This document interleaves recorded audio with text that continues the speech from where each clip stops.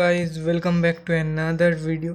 तो इस वीडियो में जिस स्टॉक के ऊपर डिस्कस करने वाले हैं वो जो स्टॉक है उसका बिजनेस का जो आइडिया है वो मुझे काफ़ी पसंद आया। स्टॉक क्या करती है? तो स्टॉक एग्रीकल्चरल जो वेस्ट रहता है उसमें से बायोफ्यूल बनाती है। तो वेस्ट भी प्रोसेस हो जाता है और बायोफ्यूल हमारे काम भी आता है हमारे यहाँ पे। तो इन लोगों का बिजनेस बहुत ही सही है। तो मेजर अगर पॉजिटिव्स एंड नेगेटिव्स के बारे में बात करें कंपनी का, तो मेजर नेगेटिव्स एंड पॉजिटिव्स वो प्रोमोटर होल्डिंग से ही घिरा हुआ है, मतलब प्रोमोटर होल्डिंग से ही रिलेटेड है।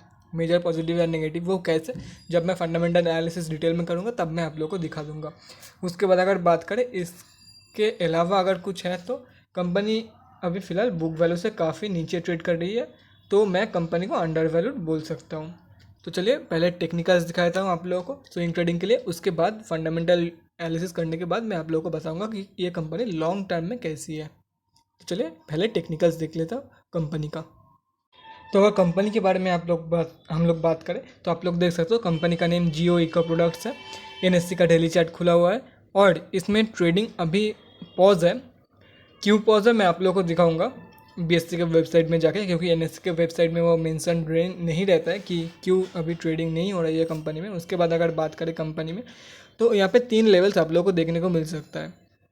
तो कंपनी पूरा नीचे गिर रही है अभी। इनमें 2 केसेस हो सकती है। अब मुझे नहीं लगता कि कंपनी जब रीएक्टिवेट होगी उसके बाद ये 4.75 का जो सपोर्ट एरिया है इससे नीचे आएगी।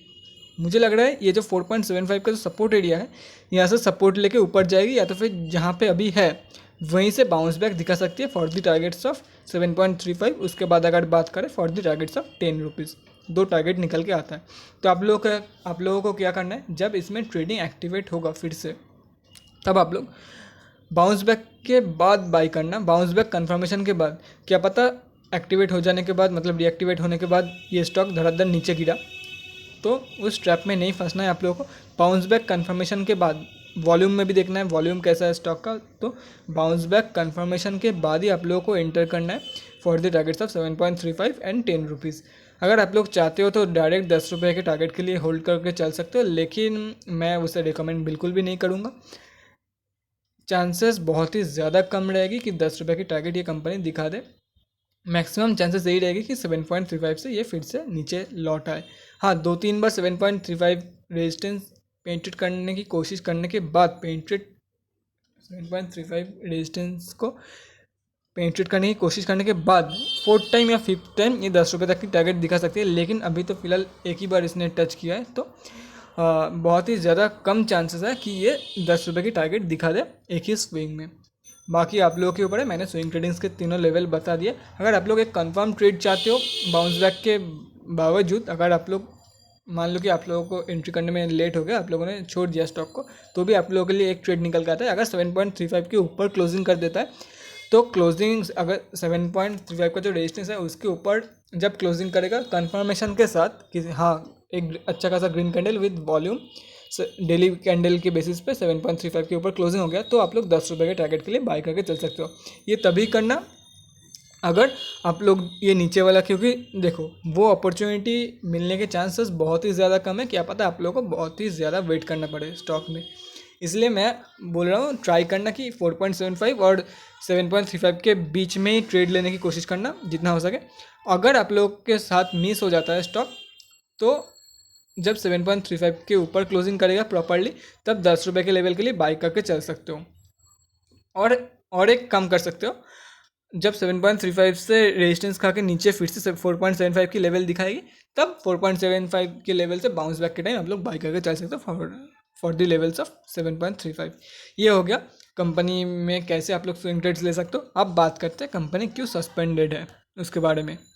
तो गाइज़ यहाँ पे आप लोग देख सकते हो बीएससी के वेबसाइट में खुला हुआ है, suspended due to penal reason. अब पेनल रीजन में क्या है वो तो मुझे कहीं पर भी नहीं पता चला, मैंने गूगल में चेक किया था, लेकिन कुछ रीज़न की वजह से ये सस्पेंडेड है। ये फिर से रीएक्टिवेट हो जाएगा। एनएससी के वेबसाइट में ये क्यों सस्पेंडेड है ये मेंशन नहीं रहता है। एटलीस्ट बीएससी के वेबसाइट में कॉज मेंशन रहता है, क्यों डिटेल में नहीं, एटलीस्ट लिखा हुआ रहता है। एनएससी के वेबसाइट में कुछ भी लिखा हुआ नहीं रहता है। इसके बाद अगर बात करें तो मेन फंडामेंटल्स की तरफ चले जाते हैं।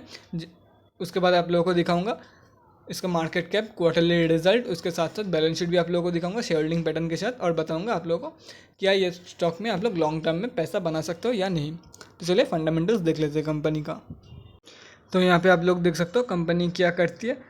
Company is engage in manufacturing biofuel from agricultural waste, जैसे कि मैंने आप लोग को वीडियो के स्टार्टिंग में ही बता दिया था।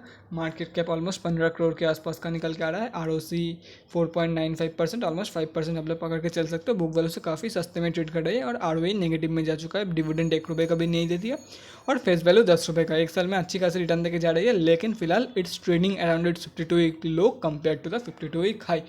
उसके बाद प्रोज एंड कॉन्स में, जैसे कि मैं बोल रहा था, मोस्टली जो प्रोज एंड कॉन्स है वो टोटली प्रोमोटर होल्डिंग से रिलेटेड है। तो यहाँ पे आप लोग देख सकते हो प्रोमोटर प्रोज में है, promoter holding has increased by 0.79 times over last quarter.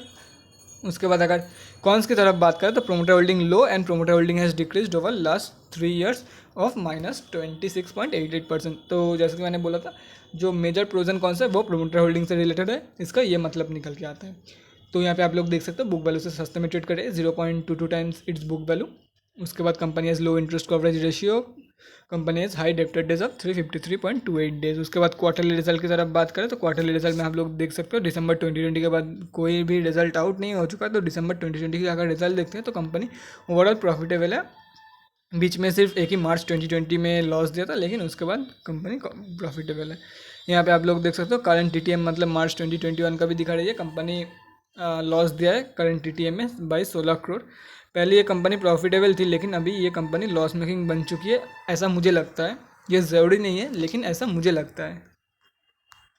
Balance sheet में आप लोग देख सकते हो सितंबर 2020 के बाद से कोई बैलेंस शीट में अपडेट ही नहीं है। 37 करोड़ का बोरोइंग्स था और रिजर्व 38 करोड़ का था सिर्फ और सिर्फ। तो आप लोग बोल सकते हो ये कंपनी डेट फ्री होने के चांसेस बहुत ही ज़्यादा कम है।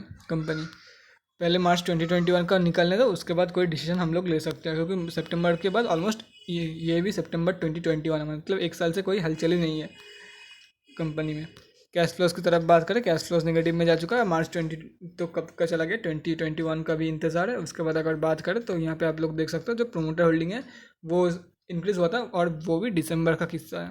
तो अभी का क्या है ये किसी को नहीं पता। यहाँ पे आप लोग देख सकते हो पब्लिक का होल्डिंग भी अच्छा खासा 62.96%। अगर हम लोग बात करें रिटेलर्स की कितनी परसेंट होल्डिंग है, तो यहाँ पे अगर एक चीज़ नोटिस करोगे रिटेलर्स की कितनी परसेंट होल्डिंग है, उसमें हम लोग बाद में आते हैं। तो यहाँ पे अगर आप लोग नोटिस करोगे तो बहुत सारे जो बड़े बड़े इन्वेस्टर्स है, बड़े बड़े DIIs हम लोग बोल सकते हो, वो ये जो लास्ट क्वार्टर से पहले वाला क्वार्टर का जिसका रिजल्ट यहाँ पे है, मतलब सितंबर 2020 के बाद वो लोग क्विट करके निकल गए हैं।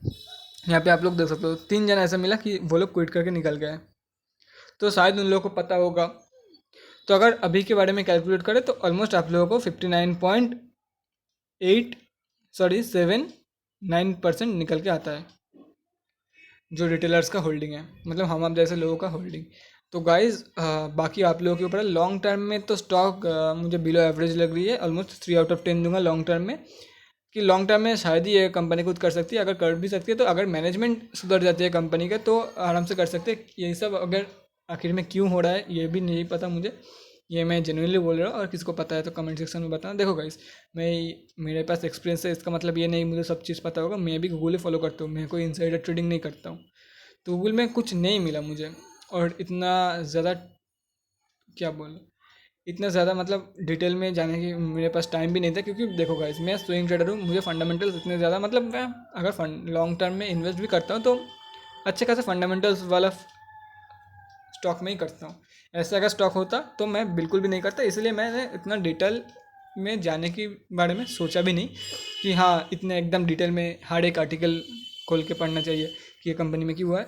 इस कंपनी में वैसे ही मैं इन्वेस्ट नहीं करने वाला था लॉन्ग टर्म के लिए, क्योंकि इससे काफ़ी बहुत ही, देखो मैं मैक्सिमम ट्रेड स्विंग ट्रेडिंग में लेता हूँ। 5 में से 4 ट्रेड में स्विंग ट्रेडिंग करता हूँ, 5 में से नहीं 10 में से 9 ट्रेड में स्विंग ट्रेड करता हूँ, एक ट्रेड में लॉन्ग टर्म के लिए रखता हूँ। जिन जिन पे स्टॉक में मुझे लगता है कि ये कंपनी पोटेंशियली बहुत ही ज़्यादा स्ट्रांग है, फंडामेंटली बहुत ही ज़्यादा स्ट्रांग है, तो ये आगे जाकर मल्टीबैगर रिटर्न देके जा सकती है। तो इसीलिए मैं उनमें सिर्फ इन्वेस्ट करता हूँ, अदरवाइज़ मैं स्विंग ट्रेड्स लेता हूँ। और स्विंग ट्रेडिंग में सबको पता ही है कि फंडामेंटल्स का, आप लोग फंडामेंटली जीरो कंपनी में भी स्विंग ट्रेडिंग में अच्छा खासा पैसा बना के जा सकते हो। तो गाइज इसीलिए मैं स्विंग फंडामेंटल्स की तरफ इतना ज़्यादा गौर नहीं करता हूँ, बाकी आप लोगों के ऊपर है। आप लोगों को एक आइडिया देने के लिए मैं सिर्फ फंडामेंटल्स आप लोगों के लिए दिखाता हूँ। और अगर आप लोग लॉन्ग टर्म में, क्योंकि अगर मैंने सिर्फ स्विंग ट्रेडिंग के लेवल बताया तो कोई भी पूछ सकता है कि लॉन्ग टर्म में ये कंपनी कैसी है, इसलिए मैं सिर्फ बता देता हूँ फंडामेंटल्स। बाकी स्विंग ट्रेडिंग का फंडामेंटल से इतना ज़्यादा कुछ खास रिलेशन है नहीं। स्विंग ट्रेडिंग आप लोग मतलब फंडामेंटली जीरो स्टॉक में भी करके निकल सकते हो अगर आप लोग को स्विंग ट्रेडिंग का अच्छे खासे एक्सपीरियंस है और आप लोग एकदम अच्छे से जो है क्या बोलो एनालिसिस कर सकते हो, तो आराम से swing trading fundamentally zero company में भी स्विंग ट्रेडिंग करके निकल सकते हो। बाकी आप लोगों के ऊपर है। तो लॉन्ग टर्म में ये कंपनी वो तो अपने अपने पॉइंट ऑफ व्यू है। अगर मेरी मानो तो 3 आउट ऑफ 10 रहेगा लॉन्ग टर्म के लिए। लॉन्ग टर्म के लिए इतनी भी ज़्यादा कुछ खास कंपनी नहीं रहने वाली है ये वाला। बाकी आप लोगों के ऊपर है। स्विंग ट्रेडिंग के तो लेवल मैंने ऑलरेडी बता दिया। तो गाइस इस वीडियो को यहीं पे ख़त्म करता हूँ। तो guys that's it for this video. अगले वीडियो में मिलते हैं। Till then bye guys and thanks for watching, keep supporting.